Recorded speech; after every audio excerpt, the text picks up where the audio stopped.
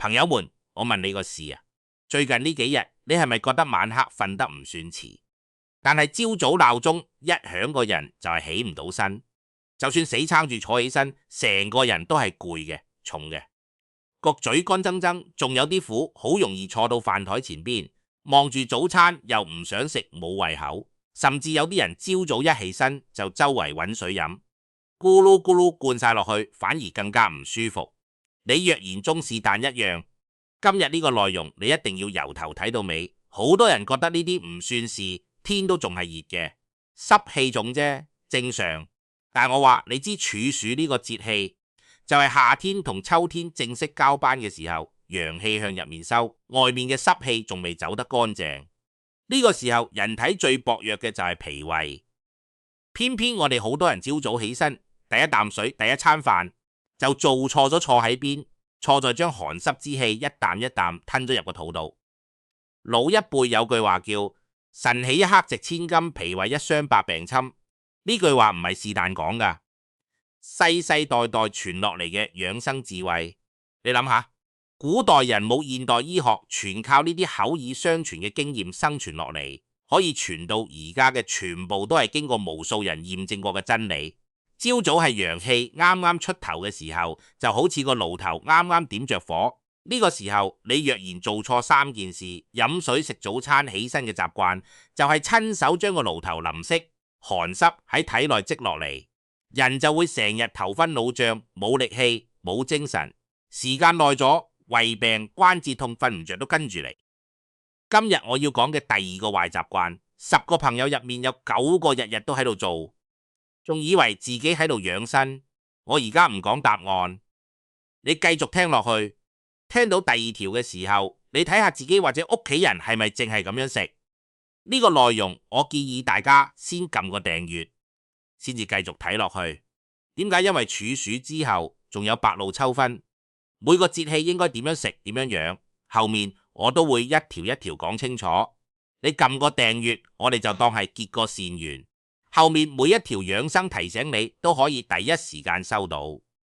另外，喺留言區留低一句順應天時呢4個字，係對自己身體嘅一份提醒，亦係對全家人嘅一份祝福。我都可以喺留言區見到你，我哋當係接上暗號啦。好冇好？我哋正式開始，先簡單講幾句處暑。呢個節氣宜啱26年嘅處暑，係8月23號上晝10點18分，農曆7月11，今年係丙午年，天干地支都屬火，俗稱赤馬火年。上一個丙午年係1966年，成60年之前，而且今年處暑同末伏最後一日重疊，即係點？即係暑熱同秋涼幾乎冇緩衝期，天氣可能今日仲係熱嘅，聽日突然間就涼咗，身體根本嚟唔切適應。月令72候集解話處止也，暑氣至此而止矣。處暑就係暑氣到呢度就完。但老百姓有句說話更實在，處暑到早黑天，早晚涼，中午熱，一時凍一時熱，身體最難頂嘅就係脾胃。點解處暑時節脾胃最容易出問題？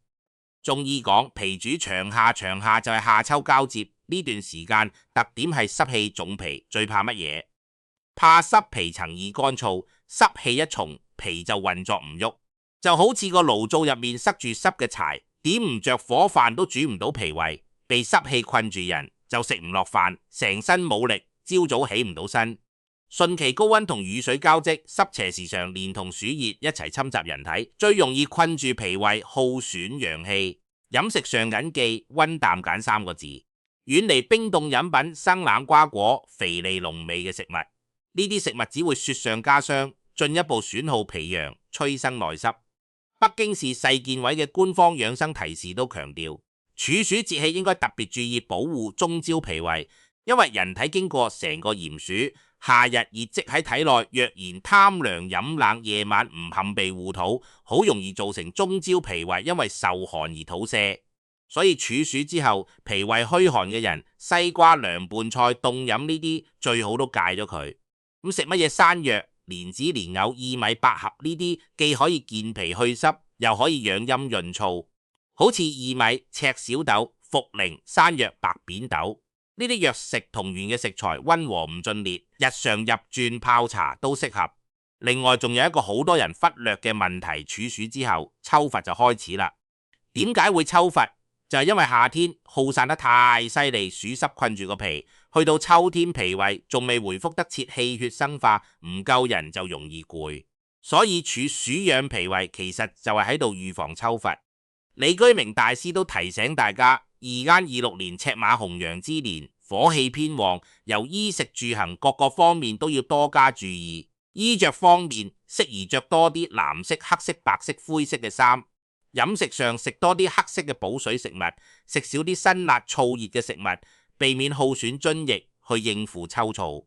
李大師仲特別提到，火旺之年人心容易燥，家庭內部容易產生無名火氣，呢個時候更加要注重心平氣和，飲食清淡，作息規律，用平和嘅生活方式去中和火氣。一句話，處暑係換季嘅關口，脾胃係守門員，守得好全家安康，守得唔好寒濕積中。再深入講多一層，中醫有句話，脾胃為後天之本，氣血生化之源，即係點？人活着就要食飯，飯要變成能量，靠嘅就係脾胃。脾胃好，食落去嘅係營養；脾胃唔好，食落去嘅係負擔，變成痰濕塞喺身體入面。由現代醫學嘅角度嚟睇，脾胃嘅功能唔只係消化吸收，仲同免疫系統有密切關係。腸道被稱為人體最大嘅免疫器官，腸道健康嘅話，全身嘅免疫力就強。反過嚟講，脾胃功能弱嘅人往往容易感冒，容易過敏，容易攰。呢啲現代醫學嘅發現同我哋老祖宗講嘅脾胃為後天之本，其實係同一個道理。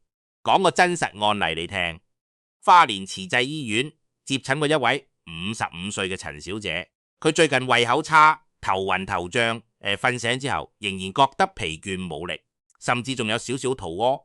經過中醫診斷，發現係體內濕氣累積過多所引起，醫師一問先知，陳小姐喺炎熱嘅夏天食咗過量嘅冰凍食物，體內累積咗過多嘅濕氣。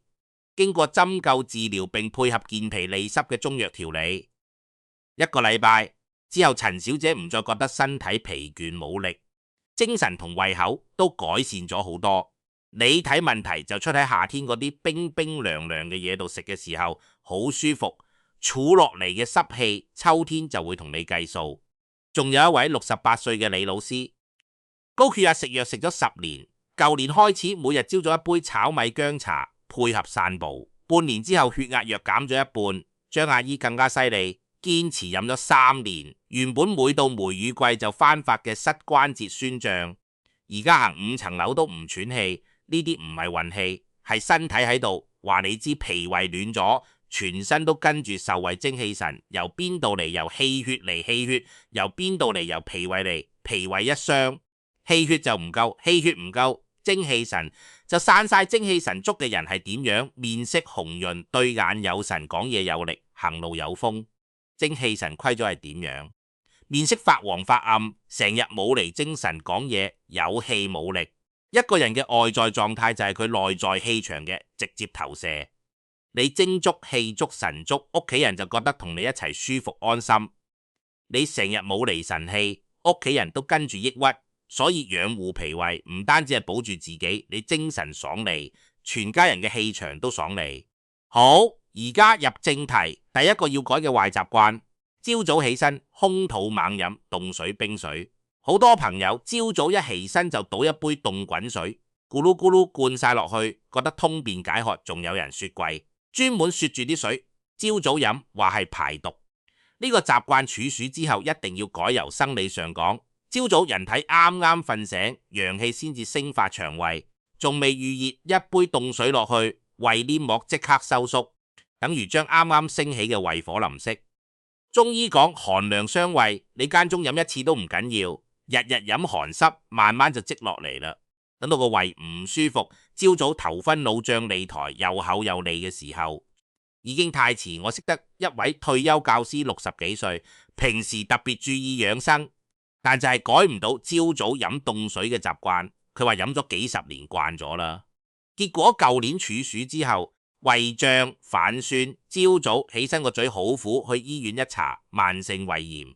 醫生第一句就問：你朝早係咪飲凍水？佢先至意識到問題嘅嚴重性，後來改飲溫水，堅持咗3個月，個胃舒服咗好多。由氣場上講，朝早係陽氣由陰轉陽嘅關鍵時刻，一杯凍水落去，等於將啱要升起嘅陽氣壓住咗，就好似冬天生爐頭火，啱啱點着，你撥一盆凍水火，熄咗爐膛入面，仲積咗濕氣呢，成日嘅陽氣都起唔到。咁我哋具體應該點樣熱呢？杯晨起嘅第一杯水呢，首先水溫好重要，唔係辣嘅，係40度左右，飲得舒服嘅溫水。點樣判斷40度？就係你抿一啖，唔辣嘴，唔冰牙，暖暖地，順住喉嚨滑落去就啱啦。其次，飲法更加重要，唔好咕嚕咕嚕一啖氣灌晒落去，要細啖慢慢飲，等暖水慢慢流過食道去到胃部，少少喚醒。仲喺度瞓覺嘅消化系統就好似叫醒一個人，輕輕推一推，好過撥一盆凍水，溫和好多。第三，幾時飲？刷完牙，洗完面之後坐低，安安靜靜咁飲，唔好邊行邊飲，唔好邊睇手機邊飲，專心飲呢杯水，本身就係一種對身體嘅尊重。脾胃虛寒嘅朋友可以喺呢杯溫水入面加2片生薑、幾粒紅棗。生薑溫中散寒，紅棗補氣養血，特別適合處暑之後朝早飲用。若然覺得每日都要切薑、浸紅棗好麻煩，可以一次過切好2-3日嘅份量放喺雪櫃，每日朝早攞幾片用滾水沖泡就得。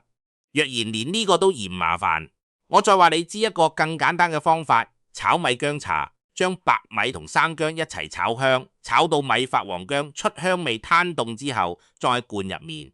每日朝早攞一小撮用滾水沖泡，炒米吸濕，老薑散寒，一個掃地，一個開門，唔使瀉藥，唔傷脾胃。有人飲咗幾日，條腰幼咗啲，小便清咗，連瞓醒都唔似以前咁睜唔開眼。純溫水都比凍水強100倍。有朋友堅持咗1個月，朝早飲溫水，話腸胃輕鬆咗好多。水溫大概40度左右，唔辣嘴唔冰牙，空肚飲落去，成個人都暖粒粒。記住，晨起灌凍水就係淋熄自己嘅陽氣，晨起飲溫水就係養住全日嘅精神。跟住落嚟係最核心嘅部分，第2個壞習慣，早餐食隔夜餸菜或者直接食生果。呢個習慣10個朋友入面有9個都中生活場景太常見啦。朝早起身，將尋晚食剩嘅餸菜由雪櫃攞出嚟，翻熱就當早餐，或者索性唔翻熱。切幾拿西瓜，洗條青瓜，搣隻香蕉，覺得清淡健康省事。處暑前後咁樣食，問題真係好大先講。隔夜餸飯菜喺雪櫃放一晚，寒氣同濕氣全部都俾食物吸收晒。你翻熱表面係熱嘅，但入面嘅寒濕之氣並冇完全散走。點解？因為雪櫃嘅溫度低，食物入面嘅水分結過冰又溶咗。喺呢個過程入面，寒濕已經滲入咗食物嘅內部。你表面加熱入面嗰股寒氣仲喺度食落個肚，就等於將寒濕直接送入脾胃。再加埋隔夜餸啊，硝酸鹽高，營養流失大，尤其係綠葉蔬菜。隔夜之後維他命幾乎流失晒，亞硝酸鹽含量就明顯上升。食佢為咗乜呢？由傳統養生嘅角度嚟睇，隔夜餸仲有一個問題，佢屬於陳腐之氣，食物擺得耐咗，入面嘅生氣就散咗。古人講究食有生氣嘅食物，新鮮煮出嚟嘅飯菜帶住鑊氣同活力，隔夜嘅嘢就冇咗味道，亦都冇咗能量。再講生冷水果，朝早陽氣先至升，一啖凍西瓜落去，陽氣就直接被打壓。尤其係西瓜呢種大寒之物，處暑之後脾胃弱嘅人一定要少食，甚至唔食。咁處暑之後邊啲水果可以食，邊啲要少食呢？我同大家簡單分一分，寒涼性嘅水果要少食或唔食。西瓜、火龍果、香蕉、梨柿、奇異果呢啲水果偏寒偏涼，朝早空肚食最容易傷脾胃。平性或溫性嘅水果可以適量食，蘋果、提子、桃、荔枝、龍眼、石榴呢啲水果相對溫和，朝早食問題唔大。但記住一個原則，任何水果都唔好空肚食，最好擺喺2餐之間，或者食完飯半個鐘之後先食。有個朋友嘅鄰居60幾歲，平時特別曾意食水果，朝早起身先食一碟冰鎮西瓜，覺得清腸胃。結果舊年處暑之後，連續肚屙咗幾日，成個人虛晒。後來去睇中醫大夫話，你係將脾胃嘅陽氣食晒冰西瓜凍飲呢啲嘢，天熱想降溫，飲熱辣辣嘅茶水反而更加有用，一邊補水一邊將氣血打通寒氣，仲可以向外散。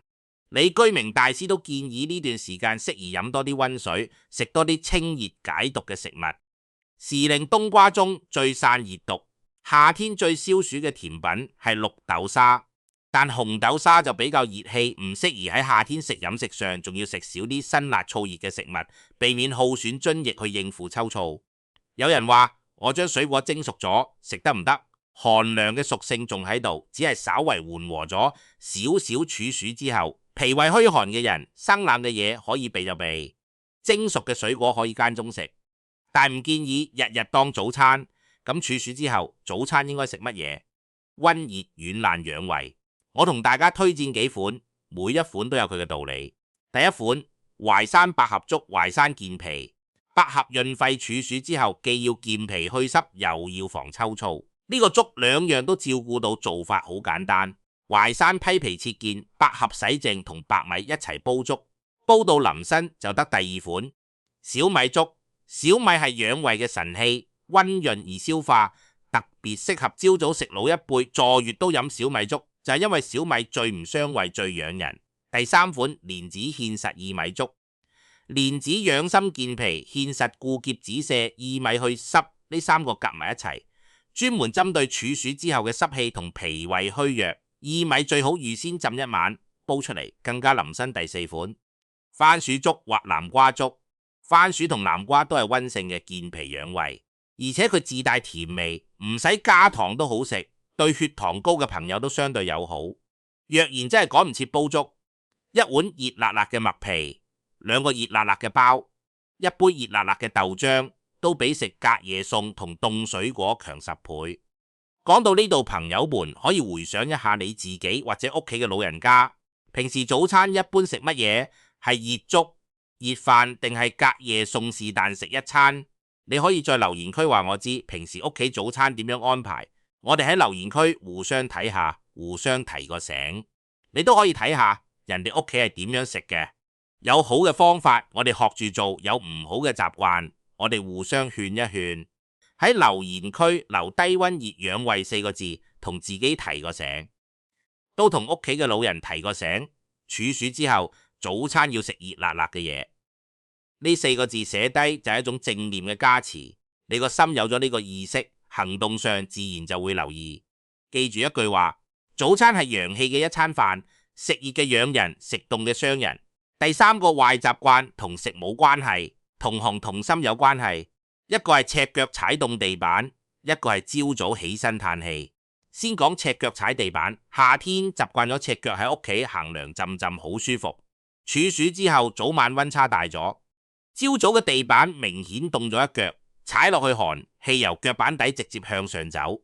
中醫講寒從腳下起，腳板底係經絡匯聚嘅地方，連接五臟六腑，冰凍嘅地板一踩，寒氣順住經絡直達脾胃，直達腎臟。好多朋友朝早起身腳凍髀凍，腰骨折，根源就喺呢度腳板底有一個非常重要嘅穴位，叫湧泉穴，係腎經嘅起點。呢個穴位若果成日受寒，腎氣就會慢慢虧虛，腎氣一虧，腰膝者軟，夜尿頻密，精神不振就全部出晒嚟。所以保護好腳板底就係保護好腎氣。點做太簡單啦，落床之前着翻對襪同拖鞋先幾秒鐘嘅事，堅持一個秋天腳唔凍髀唔凍。有朋友問我屋企鋪咗地暖係咪就冇問題？地暖係冬天先開嘅處暑，呢個時候仲未到開地暖嘅季節。況且地暖嘅熱氣係由下向上走嘅，同着鞋保暖係兩回事。應該着嘅襪都係要着。再講朝早嘆氣，呢個好多人冇意識到，朝早醒嚟第一件事唔係起身，而係長長咁嘆一口氣。唉，喺傳統養生氣場入面，朝早第一聲嘆氣叫乜嘢？叫自損陽氣。朝早係陽氣升發嘅時候，你一口嘆出去，就等於將啱啱升起嘅陽氣泄走咗。成日朝早嘆氣嘅人，成日都冇精神冇心機嘆氣。呢個動作由現代醫學嘅角度嚟睇，係一種深呼吸，本身對身體冇咩壞處。問題出喺嘆嘅呢個情緒上面。嘆氣往往伴隨住無奈、壓抑、疲倦嘅情緒。你朝早未起身就先嘆一口氣，說明潛意識入面你對呢一日係抗拒嘅，係消極嘅。呢種消極情緒會直接影響成日嘅狀態。點做朝早醒嚟先，唔好急住嘆氣，做3次深呼吸，鼻哥深深吸一口氣，口慢慢呼翻出嚟。呢個叫吐故納新，將一晚嘅濁氣呼出去，將新鮮嘅空氣吸入嚟。深呼吸嘅時候，你仲可以喺心裏面默念一句話：今日係好日子，或者我今日精神好好。就係咁簡單嘅一句自我暗示，可以將你由嘆氣嘅消極狀態拉翻去積極狀態。記住，晨起一聲嘆，陽氣散一半。晨起深呼吸，精神一整天。除咗上面3個大忌，處暑之後仲有2個隱性問題，好多朋友日日都喺度做。第一個，早餐食得太快，好多朋友朝早好忙煮飯，汁縮臭酸，等坐低食飯嘅時候，時間已經好趕，3兩啖就將啲飯扒晒，食得太快，食物冇嚼爛就吞落去，個胃嘅負擔就加重。再加埋邊食邊諗嘢，邊睇手機，消化液分泌都受影響。時間耐咗，胃脹、反酸、唔消化全部出晒嚟。具體嚟講，食物喺口腔入面冇被充分咀嚼，大塊嘅食物直接落入個胃度，個胃需要分泌更多胃酸，花更大嘅力氣去磨碎啲食物。長期係咁，胃黏膜就容易受損，胃病就跟住嚟點做？坐低慢慢食。專心食一餐早餐，起碼食15分鐘。食飯就係食飯，唔好做其他嘢。你試下專心食飯嘅時候，你可以試到食物嘅香味，感受食物嘅溫度，連心情都會變好。第二個，飯台太亂，飯台上面堆滿藥瓶、報紙、膠袋，望見都心煩。食飯嘅心情唔好，消化又點會好呢？傳統養生講，進食環境要清爽、乾淨、溫暖。飯台係納氣嘅地方。環境清爽，食飯嘅人心情舒暢；環境雜亂，心情煩躁，脾胃都跟住煩躁。由心理學上講，人喺雜亂嘅環境入面容易產生焦慮情緒。焦慮嘅時候，交感神經興奮，血液會流去4肢肌肉，而流向消化系統嘅血液就會減少，消化液分泌減少，食物喺個胃停留嘅時間變長。呢個就係點解心情唔好嗰陣食飯容易胃脹。處暑之後，將飯台執拾乾淨，安安靜靜食一餐熱飯。呢個唔止係養生，亦都係養心。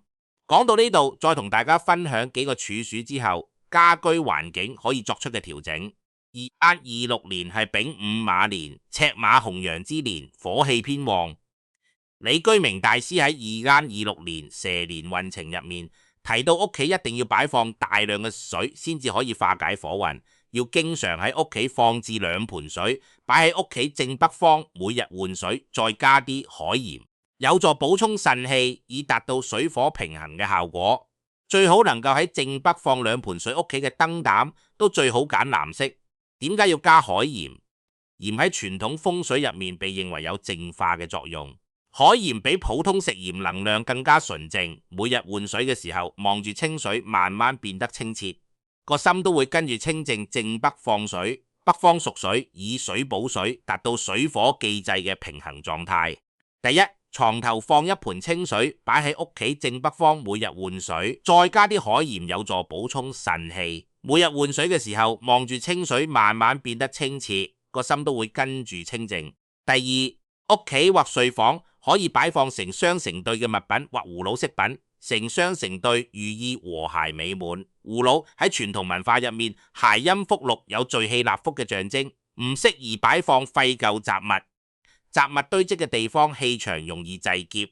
第三，飯台周圍保持乾淨清爽。食飯嘅時候唔好堆放雜物，呢個唔止影響心情，喺傳統氣場學入面，亦都關係到納氣嘅質素。食物係滋養身體嘅，飯台係承載食物嘅。呢個空間一定要乾淨。第四，玄關位置保持整潔明亮。玄關係家宅嘅納氣口，外面入嚟嘅氣場首先經過呢度。若然玄關堆滿鞋雜物入嚟嘅陽氣，就會俾擋住處暑之後，將玄關執拾企理，等外面嘅新鮮空氣可以暢順咁入到屋企。第五，廚房保持通風乾爽。廚房喺傳統風水入面被稱為財庫，亦都係屋企火氣最重嘅地方。處暑時節濕氣重，廚房若然潮濕唔通風，容易滋生霉氣。每日煮完飯開窗通風10分鐘，等爐頭嘅餘熱同濕氣散出去，呢啲細微嘅調整做起上嚟唔使咩功夫，但對整個家庭嘅氣場同每個成員嘅健康狀態都有潛移默化嘅影響。講咗咁多唔可以做嘅，最後話俾大家知應該點樣做一套特別簡單嘅處暑晨起溫陽3件套。第一件醒嚟游腹36下，瞓喺度唔使急住起身，雙手交疊放喺肚臍上面，男士左手喺下面，右手喺上面，女士右手喺下面，左手喺上面，順時針游36下，幫助喚醒腸胃，溫通經絡。點解要順時針游？因為腸道嘅走向係順時針方向，順住腸道方向游，可以促進腸道蠕動，幫助排便。36下呢個數字喺傳統養生入面係一個圓滿嘅數字，唔多唔少，啱啱好夠喚醒腹部氣血。第二件，飲溫水或淡薑早茶，起咗身之後唔好飲凍水，一杯40度左右嘅溫水細口慢慢飲，脾胃虛寒嘅，浸2片薑幾粒棗，淡薑早茶更加好。有朋友分享過一個特別實用嘅方法，炒米加老薑泡水飲，炒米吸濕，老薑散寒，兩樣夾埋，一個掃地，一個開門，唔使瀉藥，唔傷脾胃。有人飲咗幾日，條腰幼咗，啲小便清咗，連瞓醒都唔似以前咁睜唔開眼。第三件，着好鞋襪先落床，落床之前着翻對襪同拖鞋先，唔好赤腳踩地板，幾秒鐘嘅事保住一日嘅陽氣。呢3件事加埋每日用唔到5分鐘，堅持一個秋天，你會發現朝早冇咁頭昏腦脹，日頭有精神咗，食飯有翻胃口。最後加多一招，捽熱雙手敷肚臍同腰眼，起咗身之後，雙手用力捽熱貼喺肚臍上面，呢度係神闕穴，再捽熱貼喺後腰兩側，呢度係腎俞穴。呢2個地方係陽氣嘅重要門戶，用熱手敷一敷，就等於幫陽氣加咗一把火。具體點樣捽？2隻手掌心相對，快速來回摩擦，捽到掌心發熱甚至發辣為止，然後趁熱貼喺肚臍上面停留30秒，再捽熱一次貼喺後腰兩側，同樣停留30秒。呢個動作每日朝早重複2至3次，好過飲咩補藥。朋友們，今日嘅內容就講到呢度。最後我想講幾句心底話，我哋到咗呢個年紀最怕嘅唔係老，而係未老得透，個身體就先垮咗處暑。呢個節氣望落唔起眼，但佢係夏秋之間一道坎，呢道坎過咗秋冬好過，過唔到寒濕就喺體內紮咗根。今日講嘅3個習慣，唔飲凍水，唔食隔夜餸同凍水果，唔赤腳，唔嘆氣，都唔係咩難事。改一改就係同自己處健康，唔改就係俾身體埋隱患。你可能會話，我都咁大年紀啦，改唔到。朋友們，改習慣從來都唔遲。60歲改你可以受惠20年，70歲改你可以受惠10年。就算只係改咗其中一個習慣，身體都會俾翻報酬你。你覺得今日嘅內容有用，就撳個讚，將呢份健康能量傳遞出去。你撳讚嘅時候，心裏面諗住我要養好脾胃，呢個念頭本身就係一種正向嘅磁場。仲未訂閱嘅朋友，撳個訂閱，我哋結個善緣。後面白露、秋分寒露，每個節氣嘅養生提醒，你都可以第一時間收到呢份訂閱。唔淨只係一個按鈕，而係你對自己身體嘅一份承諾。最後喺留言區留低脾胃安康4個字，寫低就係同自己同全家人祈福。